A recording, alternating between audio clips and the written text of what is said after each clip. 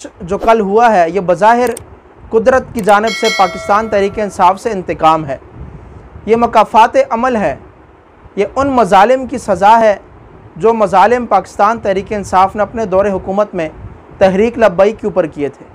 तहरीक लब्बैक के कारकुनान के ऊपर ना सिर्फ बदतरीन शेलिंग की गई बल्कि उनके ऊपर स्ट्रेट फायर भी किए गए, उनके ऊपर रबड़ की गोलियां बरसाई गई और फिर इसी पर बस नहीं किया, उनके ऊपर तेज़ाब तक फेंका। मुझे लगता था कि एक बहुत बड़ा लश्कर इमरान खान साहब के साथ आ रहा है, लाखों लोगों का समंदर इस्लामाबाद की जानिब बढ़ रहा है। लेकिन जब शाम को सिग्नल्स खुले तो हमने देखा कि ये दावे दरे के दरे रह चुके थे। यानी खान साहब जो 1 लाख लोग भी जमा ना कर सके वो अब आगे 30 लाख लोगों का दावा कर रहे हैं, जो कि बज़ाहिर यही लगता है 20 लाख लोगों का दावा किया था तो छोटा सा जलसा किया उन्होंने, और 30 लाख का दावा करके यही लगता है कि खान साहब 6 दिनों के बाद सिर्फ प्रेस कॉन्फ्रेंस के ऊपर ही गुजारा करेंगे। आखिर में मैं सिर्फ इतना सवाल करूंगा पाकिस्तान तहरीक-ए-इंसाफ के कारकुनान से, ये सवाल मैं छोड़े जा रहा हूं। अगर कोई मेरा पाकिस्तान तहरीक-ए-इंसाफ का भाई सुने तो अदब के दायरे में रहकर मुझसे इख्तिलाफ़ कर सकता है और मेरी इन बातों का वो ज़रूर जवाब दे।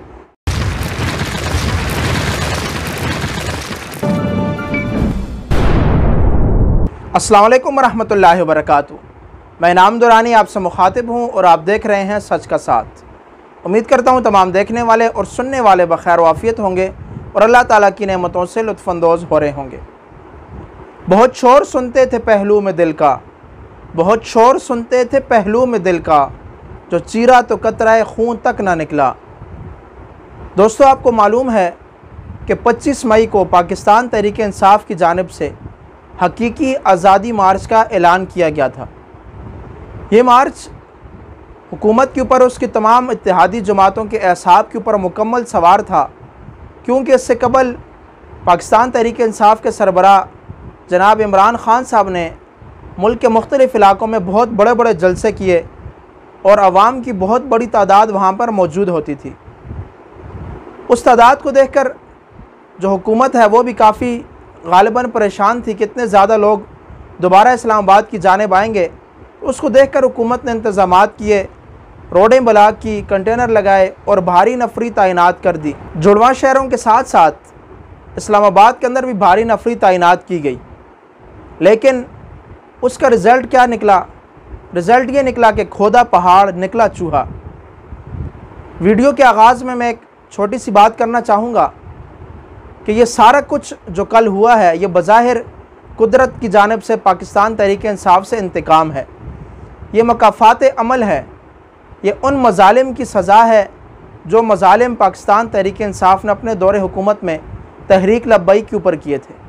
तहरीक लब्बैक के कारकुनान के ऊपर ना सिर्फ बदतरीन शेलिंग की गई बल्कि उनके ऊपर स्ट्रेट फायर भी किए गए, उनके ऊपर रबड़ की गोलियां बरसाई गई और फिर इसी पर बस नहीं किया, उनके ऊपर तेज़ाब तक फेंका गया। बहरहाल इसको मैं कुदरत की जानिब से इंतकाम ही कहूँगा।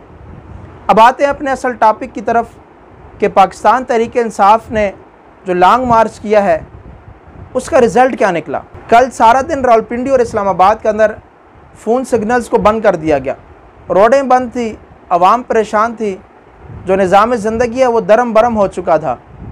यूँ लगता था कि एक बहुत बड़ा लश्कर इमरान खान साहब के साथ आ रहा है, लाखों लोगों का समंदर इस्लामाबाद की जानिब बढ़ रहा है। लेकिन जब शाम को सिग्नल्स खुले तो हमने देखा कि ये दावे दरे के दरे रह चुके थे और इमरान खान साहब के जो मुश्तइल कारकुनान हैं, जिनको खान साहब कहते हैं कि मैंने उनको सियासी शऊर दिया है, उनको मैंने तरबियत दी है, उन कारकुनान ने इस्लामाबाद के अंदर दरख्तों को आग लगाई, ग्रीन बेल्ट को जला दिया और रात को चाइना चौक के अंदर मेट्रो स्टेशन तक को जलाया। और कुछ इत्तलात ये भी थी कि उन्होंने वहाँ पर एक निजी बैंक को भी लूटा है और आपारा के अंदर पाकिस्तान तहरीक-ए-इंसाफ के कारकुनान ने ज्वेलरी की शॉप तक को लूटा है। बहरहाल ये सारे वाक़यात तो एक अलग तरफ हैं, लेकिन खान साहब इस दफ़ा आवाम को ना निकाल सके। खान साहब के तमाम दावे दरे के दरे रह गए और ख़ान साहब एक बार फिर मायूसी का शिकार हो गए और गालिबन इसी मायूसी का शिकार होकर ख़ान साहब ने आज दिन के वक्त जो है ना अपने धरने को, अपने लॉन्ग मार्च को ख़त्म किया और आगे तारीख़ दी, आगे 6 दिन दिए कि 6 दिनों के अंदर अंदर यानी असम्बलियों को तहलील किया जाए और नए इंतखाबात का ऐलान किया जाए, वगरना मैं 30 लाख लोगों के साथ इस्लामाबाद आऊँगा।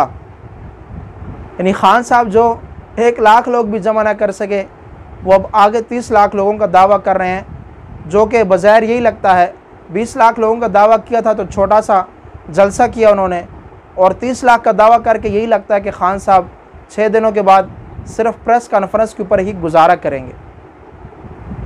अजीब बात यह है कि खान साहब बड़े बड़े दावे करते रहे और उन दावों के बरक्स ये आज़ादी मार्च मुकम्मल तौर पर नाकाम हुआ।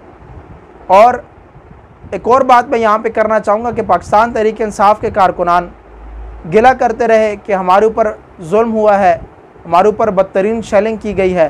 ग़ालिबन वो गुज़िश्ता साल की शेलिंग भूल चुके हैं जो कि उनकी हुकूमत में तहरीक लब्बैक के ऊपर की गई। अगर मैं ये यहाँ पे ये कहूँ तो ये बेजाना होगा, गलत ना होगा कि आपके ऊपर तो जुल्म हुआ ही नहीं है। अगर आप गुज़िश्ता साल अपनी हुकूमत की जानिब से तहरीक लब्बैक के कारकुनान के ऊपर होने वाले जुल्म को देखें तो ये आपके ऊपर कुछ भी नहीं है। आपकी हुकूमत ने उनके ऊपर बदतरीन शेलिंग की, बदतरीन, और इतनी शेलिंग कि वहाँ पर आसमान भी नज़र नहीं आ रहा था, ज़मीन नज़र नहीं आ रही थी, लोग करीब खड़े एक दूसरे को पहचान नहीं पा रहे थे।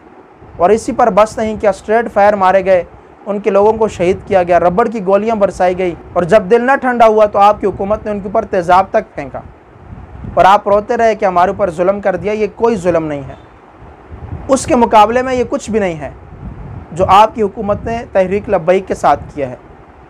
इमरान खान साहब कोशिश करते रहे और मार्च लेकर आए, और आकर उन्होंने क्या कहा, यानी इस पूरे मार्च का जो पाकिस्तान तहरीक इंसाफ के कारकुनान दिन भर मार खाते रहे, रुलते रहे, उनके ऊपर लाठी चार्ज होता रहा, वो सारा सहने के बाद खान साहब ने क्या कहा कि मैं 6 दिन के बाद दोबारा आऊँगा। और ख़ान साहब के इस बयान के बाद पाकिस्तान तहरीक इंसाफ के कारकुनान सख्त मायूसी का शिकार हुए हैं।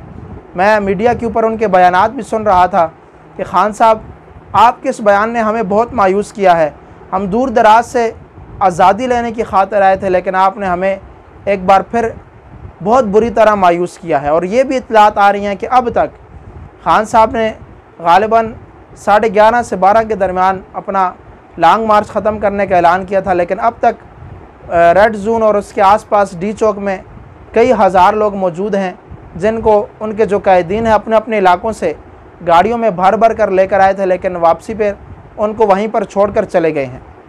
सुनने में ये आ रहा है कि वहाँ पे एक बहुत बड़ी तादाद मौजूद है और लोग बहुत ज़्यादा परेशान हैं।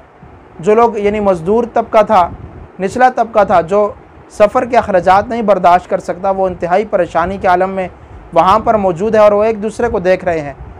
शायद वो ये सोच रहे हो कि हमें किस गुनाह की सज़ा मिली है।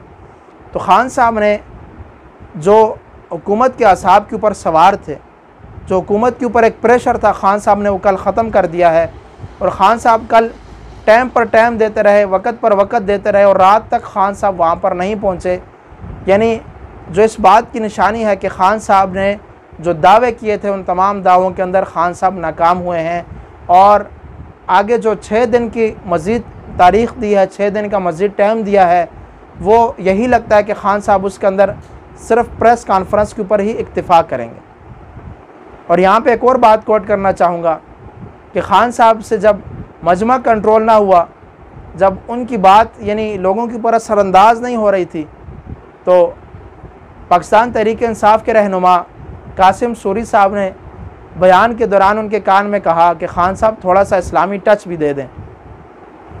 तो फिर ख़ान साहब ने टच दिया और ख़ान साहब ने उस बात के फ़ौरन बाद अपने ख़िताब में कहा कि मैं भी एक आशिक रसूल हूँ, ये है फ़लाना है। यानी लोगों के साथ उन्होंने एक बार फिर मज़हब कार्ड खेलने की कोशिश की, लेकिन वो भी तकरीबन नाकाम हो गई।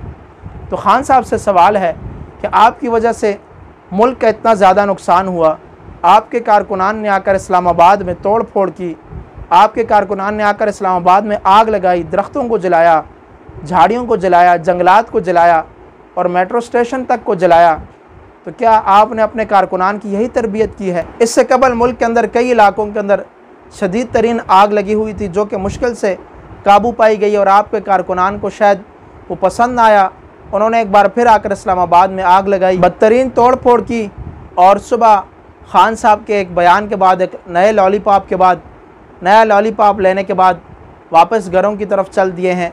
तो मुझे बताइए कि जो आपने लॉन्ग मार्च किया है, जो लोग लाहौर से आए हैं, जो लोग खैबर पख्तूनख्वा से आए हैं, दूर दराज इलाकों से आए हैं, उनकी आमद का मकसद क्या था?